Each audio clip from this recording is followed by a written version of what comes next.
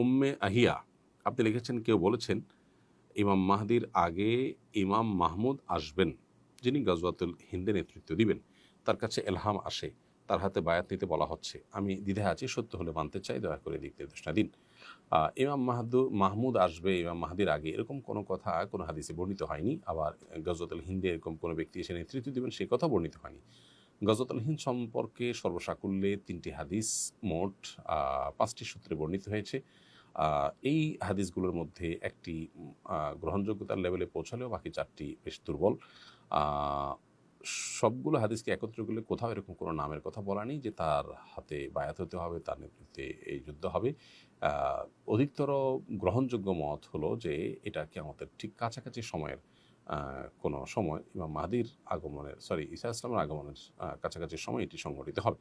তো এখানে মাহমুদ নামে কোনো ব্যক্তি আসবেন, তার নেতৃত্ব হবে, এরকম কোনো কথা বর্ণিত হয়নি। এরপরে প্রশ্ন হলো, গাজওয়াতুল হিন্দে নামে এক যুদ্ধের কথা কোনো কোনো বক্তা প্রচার করে থাকেন, উক্ত যুদ্ধের সত্যতা ও বিবরণ সম্পর্কে জানতে চাই। এ সম্পর্কে সওবান রাদিয়াল্লাহু তাআলা থেকে, আবু রাদিয়াল্লাহু তাআলা থেকে একাধিক বর্ণনা রয়েছে। এর মধ্যে সওবান রাদিয়াল্লাহু তাআলা বর্ণিত হাদিসটি সহিহ। সেখানে আমরা দেখতে পাই যে নবী সাল্লাল্লাহু আলাইহি ওয়াসাল্লাম 2টি যুদ্ধের ব্যাপারে আমাদেরকে ভবিষ্যদ্বাণী করে গেছেন। একটা হলো হিন্দুস্তানে যেটি হবে, আরেকটি হলো ঈসা আলাইহিস সালামের সাথে কিছু লোক লড়বে।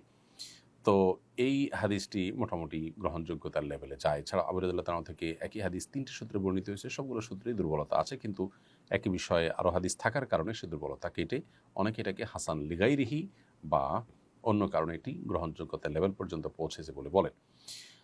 এর বাইরে আবু রাদিয়াল্লাহু তাআলা থেকে আরও একটি তো 3টি সূত্রে বর্ণিত আছে, আর আরেকটি হাদিসে তার কাছ থেকে বর্ণিত হয়েছে যেখানে বিজয়ের ভবিষ্যদ্বাণী রয়েছে এবং সেই যুদ্ধ হবে, যুদ্ধে মুসলমানরা বিজয়ী হবেন এবং শেষ জামানায় এটি অনুষ্ঠিত হবে, এরকম কথাও রয়েছে। তবে সেটা সনদ কিছুটা দুর্বল। মোটা দাগে এই হাদিসগুলোকে অ্যানালাইসিস করার পর উলামায়ে কেরাম অনেকেই বলেছে যে এটি নবী সাল্লাল্লাহু আলাইহি ওয়াসাল্লামের একটি ভবিষ্যদ্বাণী। এটি হতে পারে যে গত হয়ে গেছে, কারণ ইতিপূর্বে যে যুদ্ধগুলো হয়েছে, বিশেষ করে মোহাম্মদ বিন কাসিমের নেতৃত্বে, তারপর সুলতান মাহমুদ রাহিমাহুল্লাহ তার নেতৃত্বে যে যুদ্ধ হয়েছে, অনেকে বলেছেন সেটাই গজওয়াতুল হিন্দ। এবং এক্ষেত্রে মুফতি শফি সাহেব রহমতুল্লাহ আলাই পাকিস্তানের সাবেক গ্র্যান্ড মুফতি ছিলেন এবং মুফতি তাকি উসমান সাহেবের বাবা রাহিমাহুল্লাহ, তার মতে হিন্দুস্তানের জিহাদকারী যে কোনো বাহিনীর ক্ষেত্রে সুসংবাদ প্রযোজ্য হতে পারে। আবার কেউ কেউ বলেছেন গজওয়াতুল হিন্দ এটা ঈসা ইসলামের আগমনের ঠিক আগ মুহূর্তে হবে, কারণ কোনো কোনো হাদিসে কিন্তু সেটি বলা হয়েছে, যেমন সওবান রাদিয়াল্লাহু বর্ণিত হাদিসে কিন্তু যেভাবে বলা হয়েছে তাতে বোঝা যায় যে ঈসা আলাইহিস সালামের আগমনের কাছাকাছি। তাছাড়া আবু রাদিয়াল্লাহু তাআলা বর্ণিত শেষ হাদিসটিতেও বোঝা যাচ্ছে এটি শেষ মুহূর্তে, কিয়ামতের আগ মুহূর্তে হবে, ঈসা আলাইহিস সালামের ঘটনার কাছাকাছি সময়ে। তো হাদিসটি মোটামুটি বিভিন্ন ভাবে বর্ণিত হয়েছে, অতএব এটিকে একেবারে উড়িয়ে দেওয়ার মতো নয়।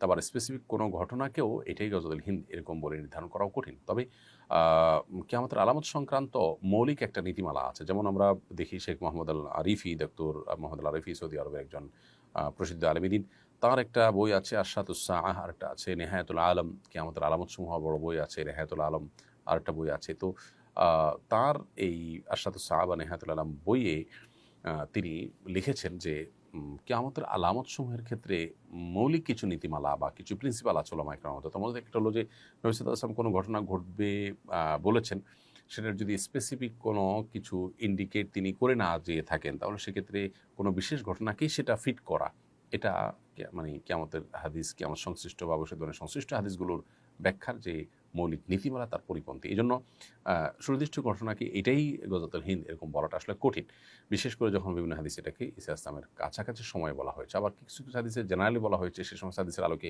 অনেক যুদ্ধ ইতিপূর্বে হয়ে গেছে, সেগুলোও হতে পারে। অর্থাৎ বিষয়টিকে চূড়ান্ত করে বলা কঠিন, তবে হ্যাঁ, মোটা দাগে এটি ঘটার বিষয়ে হাদিসের বর্ণনাকে উড়িয়ে দেওয়ার কোনো সুযোগ নেই। আস-সুন্নাহ ফাউন্ডেশন, উম্মার স্বার্থে সুন্নাহর সাথে।